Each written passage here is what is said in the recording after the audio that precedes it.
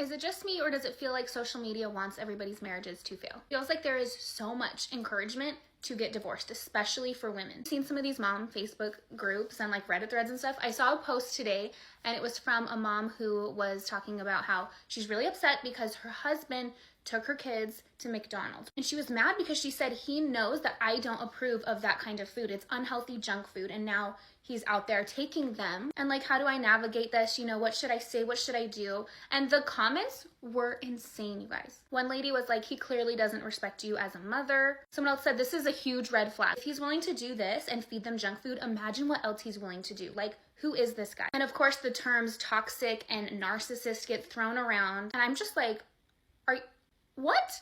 It happens all the time where women will post about their relationships, and so many other women, I don't know if they're single or if they've been divorced or something, but they're very excited to encourage the woman to leave. That's usually the kind of stuff they're complaining about. It's never, you know, the extreme cases of why you think someone should leave. It's more just like, I don't know, like he's a great guy, but something's missing. And people will be like, girl, you can leave, slay queen, go have like your single era, go find someone better, go find someone who will treat you better. Usually the grass really isn't greener over there. But yet as women, we keep encouraging each other like that it is. And that is just awful advice. That is awful advice to give anybody. So if you are a woman, be especially careful of the things you're consuming online, because they'll get in your head and they'll start to make you see problems in your relationship that aren't really there. The stuff you read can turn your husband into a toxic narcissist, no good guy, when that is probably not the case at all. And then you become the toxic narcissist one that's constantly looking for something else and constantly thinking she deserves better and constantly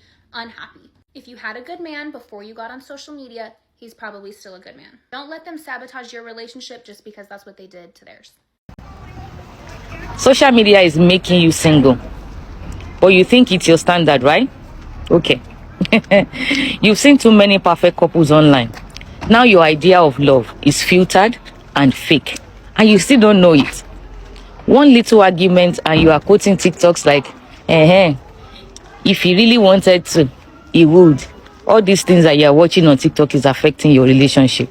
You think love should look like aesthetic vlogs, Abby, and soft-spoken voiceovers they play. But real love is messy. It's you compromising. I know a lot of you on this app know that I come here and I just say my truth. Even those talk back at me, I really don't care. I still come and say my truth. I say it the way it is. I do not sugarcoat it. See, if you know you want to be in love, you have to be ready to compromise. It's choosing each other over the boring days. Stop letting strangers with ring lights and cute matching pages dictate your life for you. Your expectations are not high. They are delusional, simple and straightforward. In case you don't know, a lot of us, if you know you want to be in a relationship, you have to be ready. You have to be ready. I know people don't tell you on this app, but I'm going to tell you and burst your bubble. If you know you want to get married, you want to be in a relationship, you have to be ready for this relationship, for it to be messy. And again, if you know you can't forgive, and you want to marry, I mean, you want to go and be in a relationship, it's not going to work. Okay? That's just the truth.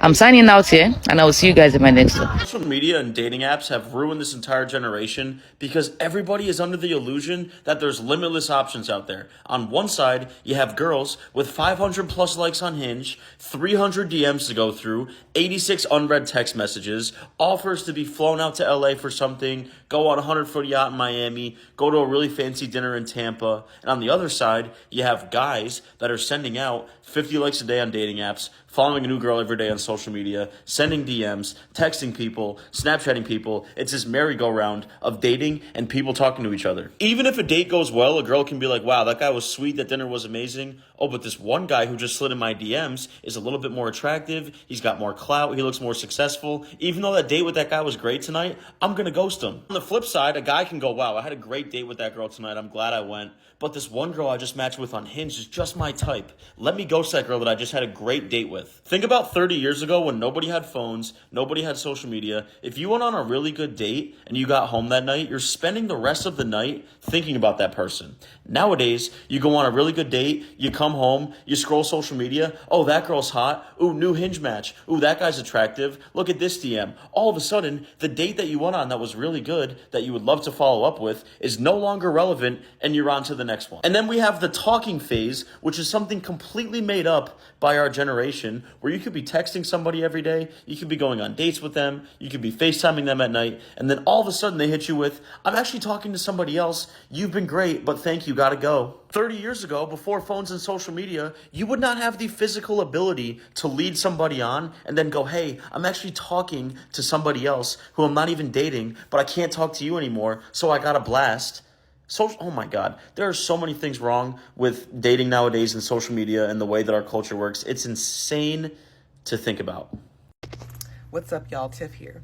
So I found this on the app formerly known as Twitter, and I am so glad that this therapist here put this out here, because this is something that I've really been thinking about lately. A lot of people really enjoy the social validation that they get from being in a relationship, and social media has provided the perfect platform for people to essentially show off and get all of that validation. And the influence of social media has really influenced our expectations when it comes to dating and relationships, because, like this woman points out, it's not just enough to pick a partner. You have to make sure that your entire romantic relationship and your situation is a subject of envy, that it can make people feel like, there are couples goals, those are relationship goals. Your relationship is not going to look like what's being shown on social media. And the reason why is because most of what we see on social media is heavily curated. It is not an accurate depiction of people's real lives, real relationships. It's all a highlight reel. And so think about what it is that you're seeking when you are choosing a partner, when you're deciding to be in a romantic relationship. Is it that you want people to see what you have? You want people to see how happy you are that you have been chosen, and this is the greatest love story, and you guys are relationship goals. Most of the couples that are out here on social media trying to be relationship goals really ain't. I know a lot of y'all saw what's gone down with Teyana Taylor and Iman Shumpert. If you're not aware of Teyana Taylor and Iman Shumpert and who they are, Teyana Taylor is a musical artist, and she was married to Iman Shumpert, who was an NBA player. They have gone through a very nasty divorce, which has now since been finalized. But for a long time, before we knew what was going on with those two, they were considered to be black love goals, relationship goals. And how did we come to that conclusion? By what we saw on social media. We don't know these people, and we need to stop comparing ourselves to people who we don't know and to situations that we're only seeing bits and pieces of.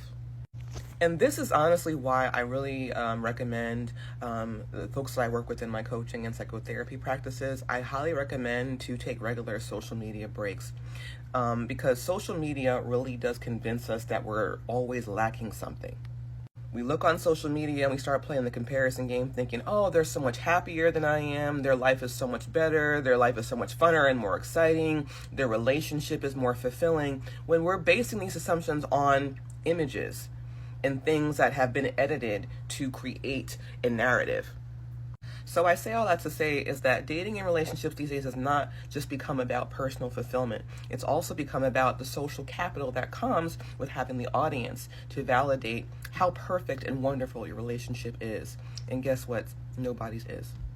The scariest part about having social media while in a relationship, from my perspective, is the ease with which it facilitates cheating and how it amplifies the ease of moving on from a relationship. As an example, I have a few girl best friends and they share a lot with me. And one of the things that they share is the ridiculous amount of hearts they get on their Instagram stories from guys who are in fully committed relationships, some that are even engaged, and some that are even married. Like, how wild is that? I'm sure that it happens the other way around too, but the thought of someone with a significant other liking a story without hesitation is an insanely wild concept to me. With just a few clicks, anyone can slip into the DMs of someone new, sparking conversations, and what starts as a harmless or innocent chat can quickly escalate into an emotional or even physical affair. It's crazy because social media puts all these profiles right at our fingertips, making it way too easy to connect with someone that you wouldn't have met otherwise. Honestly, it's like a double-edged sword, right? Like, it can expand your social circle, but also tempt you to stray without much effort at all. And then there's the whole moving on thing, and it's wild how fast you can bounce back on social media after a breakup, and it's almost like grieving doesn't even exist. Like, you're supposed to grieve after a breakup, and it's supposed to take a long time to get over them. Like, back in the day, you'd have to physically avoid places to not bump into your ex, but now you just unfollow them. And once you do, social media floods your feed with updates that signal your newfound single status, and it's crazy. Like, I know people that hop on Hinge right after a breakup, which again is nuts to me. Social media makes it so easy to fill a void with new distractions or even new people, making the process of moving on look like a breeze. It's not supposed to be a breeze, and it's not supposed to be easy either. It's this weird paradox, you know, social media is supposed to keep us connected and make our relationship stronger, but at the same time, it's got this dark side where it can actually do the opposite. Seeing everyone's highlight reel all the time can make you feel like you're missing out or that your relationship isn't perfect. Breeds this the grass is greener mentality that can lead you to emotionally cheat or chase after an ideal that doesn't even exist outside your phone screen. So yeah, navigating relationships with social media in the mix is just tricky. Like, it's more important than ever to really trust each other and keep those lines of communication open. By the way, I'm single, but we've got to be aware of how we're using these platforms, making sure that they're not messing with our heads or hearts, or otherwise we're,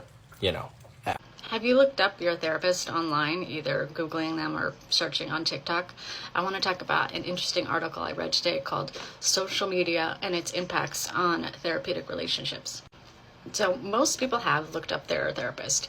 In a study by Collins and Taub, out of 349 surveyed psychotherapy patients, 332 confirmed that they searched and found personal information about their therapists online. This behavior is reflected more generally across online search engines. For instance, searching for "I Googled my therapist" on Google lands a staggering 551,000 results. What's interesting about this and what the article talks about is that clients are looking up their therapists online but not actually talking about it in session. And so they're sort of splitting their therapist into two parts, the therapeutic persona and the online, more authentic persona. This article also theorizes that people look up their therapist online in order to keep their therapist alive, so as a way to make sure their therapist exists outside of the therapy room and form a kind of object permanence. On the other hand, it can be very scary and overwhelming to find out something about your therapist online and then feel like you can't bring it up in session. This is why I have in my informed consent that the form I get people to sign at the beginning of treatment that I am an online presence, and I really encourage people to talk to me if they see something online about me that they don't like or don't understand. The cat is out of the bag with social media, I think, and we have to adapt to it. So what do you think? Have you looked up your therapist online? How was it? I think social media is the worst thing to happen in relationships. Because why are we basing everything on social media? I just saw a TikTok and it was like, ladies, if your man doesn't get you a boo basket, he doesn't love you. Do you think your grandma who's been married for 30 years was getting boo baskets? That man still love her? I don't know. I'm in my love era. And I just feel like you cannot compare what you're seeing on TikTok and Instagram to like a good man that God may have sent you. You know what I mean? Like, so you're telling me that this man cares for you, he prays over you, he opens doors, he's just a good man, and you're gonna leave him because he didn't go to Target and get you a basket with some orange socks, your favorite candy, and a blanket? And now I'm not saying those things aren't important, but like, you know what I mean? Or like, woo, on the other end of the spectrum, people who are like, oh, well, if he wanted to, he would. And like, it'll be a picture of a Chanel bag. Baby, your man works at Whataburger. He's not getting you a Chanel bag. And not to say that he wouldn't if he could, but if he don't get you the Chanel-y, how does he treat you? Like, relationships are not material. Why are we...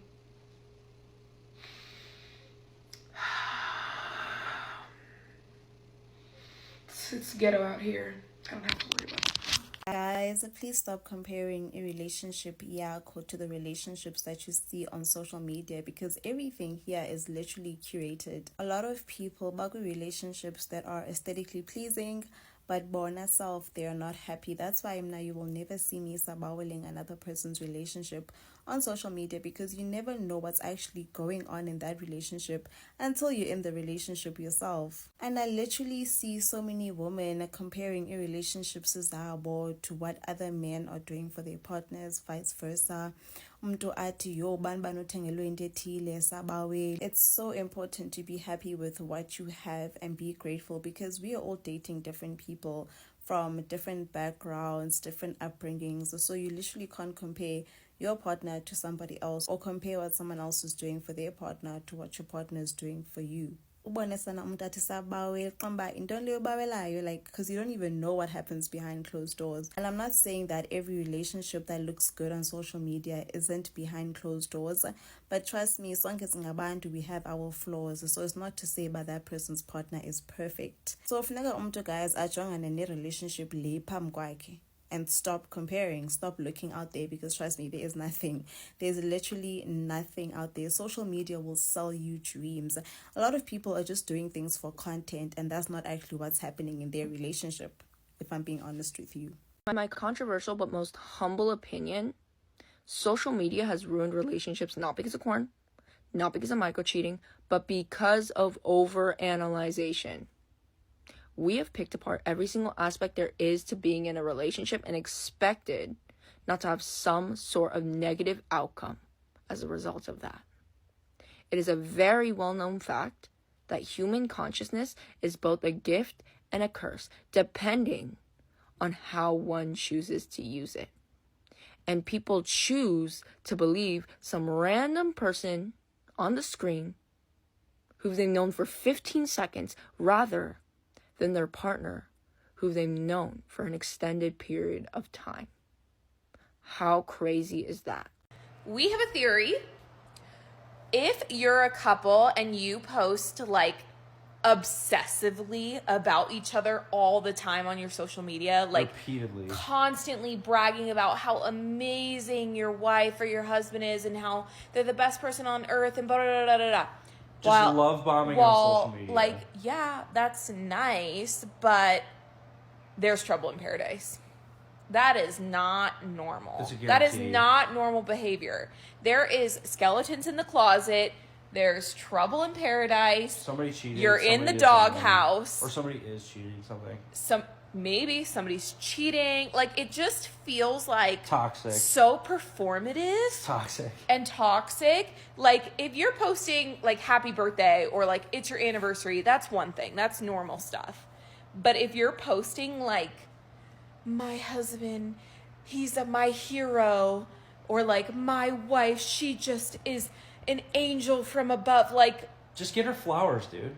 Like, just do nice things in private. Like, yes. Why is everything showing out for social media? Like, posting pictures on your story about my husband, he just loves me so much, he brought me home flowers. Like, why don't you just enjoy that? Enjoy it.